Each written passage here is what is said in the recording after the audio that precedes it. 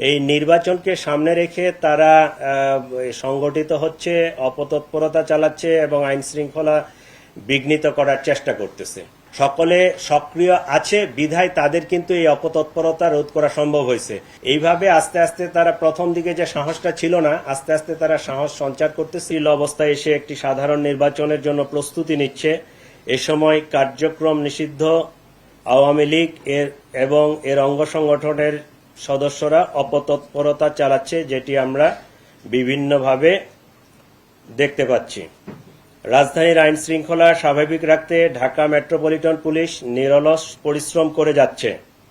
কার্যক্রম নিষিদ্ধ সংগঠনের অপতৎপরতা রোধে পুলিশের পাশাপাশি নগরবাসী সহায়তা করে যাচ্ছে। আমরা তাদের এই সহায়তাকে অ্যাপ্রিসিয়েট করি। আজকে তারা আমাদেরকে এবং আমাদেরকে বেশ ভালোভাবে সহায়তা করেছে। এই সহায়তা যেন ভবিষ্যতেও অব্যাহত থাকে, এই জন্য আমি তাদেরকে আমাদের পক্ষ থেকে, ডিএমপি পুলিশের পক্ষ থেকে উদাত্ত আহ্বান জানাচ্ছি। এবং আপনাদের মাধ্যমে ঢাকাবাসীকে আরও বলতে চাই যে আপনারা নাগরিক দায়িত্ব পালন করবেন।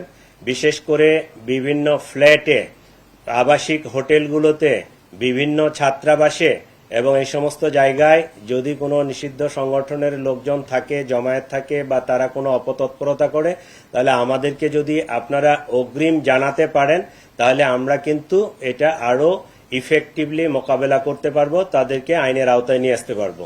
এইটা যাচাই বাছাই চলতেছে।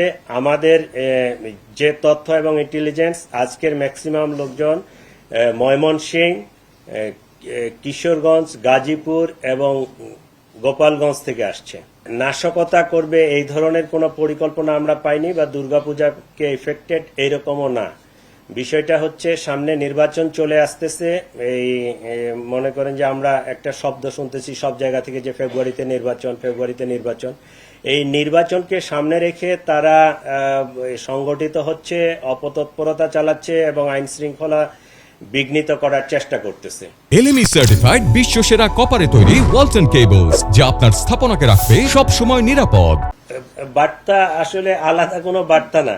এটা প্রথম দিকে দেখছিলেন যে ওরা ভোরের দিকে, ভোর 5টা যখন রাস্তাঘাট ফাঁকা থাকতো এবং যে সমস্ত এলাকায় লোকজন থাকতো না, ওই সমস্ত এলাকায় মিছিল করলো দু একটা।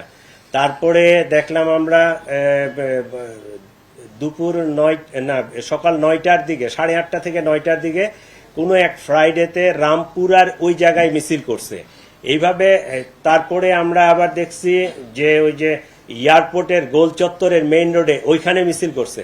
এইভাবে আস্তে আস্তে তারা প্রথম দিকে যে সাহসটা ছিল না, আস্তে আস্তে তারা সাহস সঞ্চার করতেছে এবং মিছিলের যে উপস্থিতির এই সংখ্যাটাও বৃদ্ধি করতেছে এবং বাহির থেকে এটাকে প্যাট্রোনাইজ করা হচ্ছে। আপনি দেখেন যে জাস্ট 1 বছর আগে একটা দল ক্ষমতাচ্যুত হয়েছে, তারা টানা 17 বছর এই দেশ ক্ষমতা ছিল।